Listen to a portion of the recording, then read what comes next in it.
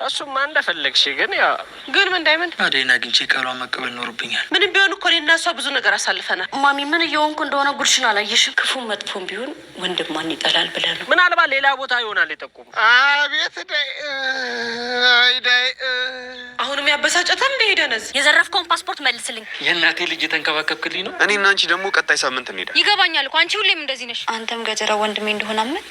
አምኜዋለሁ። ደግሞ ንገሪው ከዛ ቤት ካልመሰለኝ ከዛ ቤት አልወጣም። ደግሞ ይሄ ቤት የኔ እንጂ የዳኒ አይደለም። ልቀቅም። አደይ አንቺ ተረገምሽ። የተረገምሽ ልጅ ጓደኛዬ ምን እያደረግሻታል? አንቺ ደግሞ ምን ትሰሪያለሽ እዚህ? እገልሻለሁ። ሊገሉኝ ነበር።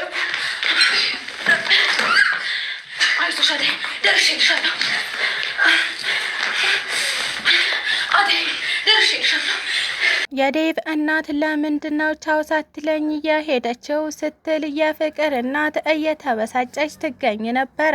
የፍቅር እናት አሁን አልሚ እህቴ ናት የምለው ዝም ብዬ ነው ማለት ነው፣ እንዴት ስትሄድ ሄጃለሁ አትለኝም እያለችም በመበሳጨት ላይ ትገኝ ነበረ። መንገድ ከጀመረች በኋላ ለምን ደውላ እየሄድኩ ነው አለችኝ የምትለው የፍቅር እናት መናደዷን አሁንም እንደቀጠለች ትገኛለች። ቤዛ ወደነ አቤና ሄለን ቤት በመሄድ ነበረ ቤቴን ለቃችሁልኝ ውጡ ስትል ሄለንን ለማስወጣት እየሞከረች የምትገኘው። ሄለንም ወንድምሽ የወሰደብንን ገንዘብ መጀመሪያ ይመልስልንና ከዛም ቤታችሁን ለቀን እንወጣለን፣ እናንተ ሌባና አጭበርባሪ ሰዎች መሆናችሁን አሁን ነው ያወቅነው፣ በፍጹም አናውቃችሁም ነበረ። ቤዛ አንቺ ማለት ምድር ሲጠፈር ድንጋይ ያቀበልሽ እርኩስ ነሽ ትላት ነበረ።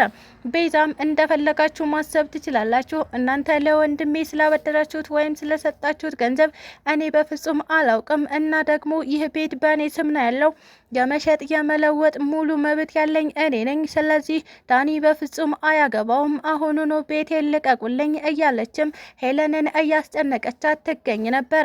ሰላም ጤና ይስጥልኝ ውድና የተከበራችሁ ቤተሰቦቼ እንዴት ናችሁ? በያላችሁበት ሰላማችሁ ይብዛ እያልኩኝ እንኳን ወደ ቻናሌ በሰላም መጣችሁ። ለዚህ ዩቲዩብ ቻናል ደግሞ አዲስ ከሆናችሁ ላይክ፣ ሼር፣ ሰብስክራይብ እያደረጋችሁ ቤተሰብ ሁኑ። እንዲሁም ደግሞ ሀሳብ አስተያየትም ካላችሁ ኮሜንት ላይ አሳውቁኝ። ለዛሬው ደግሞ ሰራተኛዋ አደይ ፊልምን ክፍል 223 ይዤላችሁ መጥቻለሁ። እስከ ቪዲዮ ፍጻሜ አብራችን ቆዩ። ቤዛ የለሊን ቤት ሙሉ በሙሉ በስሟ አዙረዋለች የሚለው ባቡሬ አሁን ላይ ልታግዘን የምትችለው አንተ ብቻ ነህ፣ ስለዚህ ጉዳይ የምታውቀው ነገር አለ እንዴ ሲል ለመጠየቅ ወደ እስር ቤት ማለትም ወደ ገጀራው ጋር ሄዶ ይገኝ ነበረ። ገጀራውም እኔ ቤዛን ጠንቅቄ ነው የማውቃት፣ በፍጹም ወደ ራሷ ስም አላዞረችውም እና ሙሉ በሙሉ የለሊ ቤት በለሊ ስም ነው ያለው፣ ይህንን ደግሞ እሷ ማድረግ አትችልም ሲል ነበረ እውነታውን እንዲያጣሩ እናም ቤዛ ጋር ያለውን ዶክሜንት ለፖሊስ ሰጥተው ኦሪጂናል መሆን አለመሆኑን እንዲያጣሩ እየነገረው የሚገኘው። ታዲያ ገጀራውም አያይዞ ለእናቴ ልጅ ማለትም ለአንድ እህቴ ምንም ያደረኩላት ነገር የለም፣ በዚህ እንኳን ልተባበራት፣ ይህንን እንኳን ላግዛት ይል ነበረ። ባቡሬም አሁን ላይ የገጀራውን ወንድምነት እያመነ የመጣ ይመስላል። አንተ የምርም ወንድሟ ነህ ወይስ ደግሞ የለሊን ገንዘብ ፈልገህ ነው? ማለትም ለዘመናት ጓደኝነታችን ስትል እውነታውን ንገረኝ። ገንዘብ ፈልገህ ከሆነ እባክህ የለሊን ልብ አትስበርባት። ከአክስቷ ጋር የተመሳጠርከውና የተነጋገርከው ነገር ካለ ንገረኝ ሲልም እየለመነው ይገኝ ነበር። ገጀራውም ስለምን አክስት ነው የምታወራው? እኔ የለሊ እውነተኛና ትክክለኛ ወንድሟ ነኝ፣ ነገር ግን ገንዘቡንም እፈልገዋለሁ። ያ ማለት እህትነቷን አልፈልግም እያልኩ አይደለም ሲልም እየነገረው ይገኝ ነበረ። ባቡሬ ይህንን ነገር ሰምቶ ሲመለስ ለለሊ እውነታውን እያስረዳት ይገኛል። ታዲያ ለሊም እባክህ ባቡሬ አሁን አንተም ገጀራው ወንድሜ እንደሆነ እያመንክ እንደሆነ ንገረኝ ስትልም በስስት እየጠበቀችው ትገኛለች። ባቡሬም አዎ ገጀራው ወንድምሽ ይመስለኛል፣ ካነጋገሩና ከሁኔታው አንጻር የምርም ወንድምሽ ነው ሲልም ለሊን እያስደሰታት ይገኝ ነበረ። ለሊም እንዴት እንደዚህ ልትለኝ ቻልክ ስትል ብትጠይቀውም ባቡሬም አዎ ገጀራው አነጋገሩ እና ደግሞ እኔ ጋር አለ የሚለውን እውነታ አነጋገሩ የምርም ወንድምሽ እንደሆነ ያስታውቃል ሲልም አስረድቷታል። ለሊም በዚህ ነገር እጅግ በጣም ደስተኛ ሆና ትገኛለች። ታዲያ ወንድም መኖሩ እንደዚህ እንደሚያስደስትሽ አላውቅም ነበረ የሚለው ባቡሬ እኔ ወንድምም ባልም ጓደኛም ፍቅረኛም ሁሉ ነገር እሆንልሻለሁ እያላትም ይገኝ ነበረ። አሁን ላይ ተቀናቃኝ መጣብኝ ብሎም በማሰብ ላይ ይገኛል። ለሊም እባክህ ያንተን ቦታ በፍጹም ማንም አይተካውም፣ ነገር ግን ለዘመናታት ብቸኛ መሆኔን ሳስብና ሳስተውል የኖርኩ ልጅ ነኝ። አሁን ላይ ወንድም ቢኖረኝ እጅግ በጣም ደስተኛ ነው የምሆነው ትለው ነበረ ለሊ። አቤ በዙሪያው ያሉ ሰዎች ሁሉ ምንም ነገር ሊያማክሩት ፍቃደኛ ስላልሆኑ እየተበሰጫጨ ወደ አሹ ጋር ሄዶ ይገኝ ነበረ።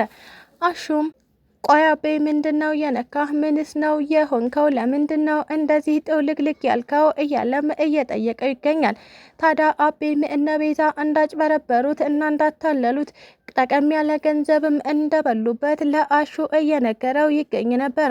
አሹም እነሱን በምናገኝበት እናገኛቸዋለን፣ በፍጹም ያንተን የወንድሜን ገንዘብ በልተው ወዴትም ሊሰወሩ አይችሉም እያለም ለአቤ የልብልብ እየሰጠው ይገኝ ነበረ። እጅግ በጣም እየተሰባበረው አቤ እንዴት ለነሱ ገንዘቤን አበላለሁ እያለም አሁን ላይ እሰጥ አገባ ውስጥ ከራሱ ጋር እየገባ ይገኛል። ታዲያ አሹም ለባዳማ በፍጹም አናበላም፣ እኛ እዚህ መከራችንን እያየን እነሱ እንዴት ተቀምጠው ያለምንም ልፋትና ያለምንም ድካም ገንዘብ ግን ይበላሉ፣ በፍጹም አያደርጉትም እያለ ይገኛል። በአልሚ ሳትሰናበታት መሄድ እየተበሳጨች የምትገኘው የፍቅር እናት ሮማንን እንዲሁም ፍቅርን በተጨማሪም ደግሞ አሹን እያከናፈረቻቸው ትገኝ ነበር። ታዲያ ለዚህ ሁሉ መንስኤዋ አልሚ ናት ብለው የሚያስቡት እነ ሮማን ሁሉንም ነገር መቻል አለብን ብለው ወስነው ይገኛሉ። ይህንን ስትሰማ ፍቅር አልሚ እንዴት ሄደች ስትልም ነበረ እናቷን እየጠየቀቻት የምትገኘው። ታዲያ የፍቅር እናት እንደምትሄድማ አውቃለሁ፣ ነገር ግን ሳትሰናበተኝ ቻው ሳትለኝ መሄዷ አበሳጭቶኝ ነው እያለቻትም ትገኝ ነበረ። ፍቅርም እነ ዴቪስ ታዲያ ሄዷል ስትል ጥያቄዋን ቀጥላለች። አይ ዴቭና ቤሪ አልሄዱም እና እነሱ ደግሞ በቀጣይ ሳምንት ሊበሩ ነው ሲሉ ነበረ እያስረዷት የሚገኘው። ታዲያ ፍቅርም የሆነ ምክንያት ፈልጌ ዴቭን ማስቀረት አለብኝ፣ በፍጹም እኔን በእንደዚህ አይነት ቦታ ላይ አስደግፎኝ ሊሄድ አይገባም ትል ነበረ። ሩታ እናቱ እንደሄደች ዴቭን ጠየቀችው። ዴቭም አዎ እናቴ ሄዳለች፣ አሁን ነው ሸኝቻት የመጣሁት እያለም ካስረዳት በኋላ ታዲያ አንተስ ማለቴ አንተና ቤሪ መች ልትሄዱ ነው ስትልም ጠይቀው ትገኝ ነበረ። ዴቭም እኔና ቤሪ ደግሞ ቀጣይ ሳምንት እንሄዳለን፣ ምን ነው ሲልም ጠይቋታል። አይ ምንም ለእናንተ ደስ ብሎኛል፣ አንተን የሚያስደስትህ ነገር ከሆነ ምንም ነገር የማሰብ እና የማድረግ የመወሰን ሙሉ በሙሉ መብቱ አለህ ስትልም ሩታ በተቀየመ አንደበቷ ዴቭን በቆምበት ጥላው ሄዳ ትገኛለች። ለአደይ ምንም አይነት ርህራሄ እያጣ ያለው ዴቭ አሁን ላይ ዶክተሩና አደይ አንድ ጋር ናቸው ብሎ በማሰብ በፍጹም ወደኋላ ዞር ብሎ ለማየት ፈቃደ እንዳልሆነም ጭምር እየተናገረ ይገኝ ነበረ። ስለተከታተላችሁኝ እጅግ አድርጌ አመሰግናለሁ። ለቻናሌ ደግሞ አዲስ ከሆናችሁ ላይክ፣ ሼር፣ ሰብስክራይብ እያደረጋችሁ ቤተሰብ ሁኑ። እንዲሁም ደግሞ ሀሳብ አስተያየትም ካላችሁ ኮሜንት ላይ አሳውቁኝ። ኢትዮጵያ ለዘላለም ትኑር እያልኩ ሰናበታችኋለሁ።